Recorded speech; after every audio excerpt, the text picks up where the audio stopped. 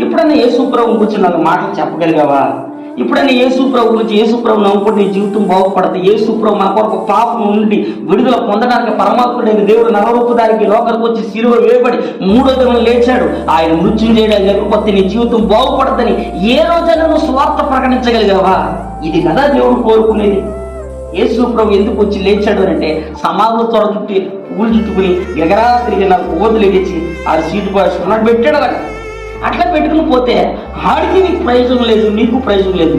నీ జీవితాన్ని బట్టి దేవుడు సంతోషించాలి. లేలుయా. నీ హృదయంలో ఒక మంట రావాలి. ఎందుకు ఈ మాట రాశారంటే యేసయ్య మీద ఒక ధ్యాస ఉంది కనుక వాడు మడుతుండే. ఏమండే అప్పటికి యెరూషలేములో చాలా మంది ఉన్నారు. అక్కడ మనం గమనిస్తే వీళ్ళిద్దరు నడుచుకుంటూ వెళ్తుంటే నీ యేసుప్రభు దగ్గరికి వచ్చాడు. మీ ఇద్దరు కలిసి, నీ కుటుంబం, నీ పిల్లలు కలిసి మధ్యలో కూర్చుని పాట పాడు ప్రార్థన చేస్తుంటే యేసయ్య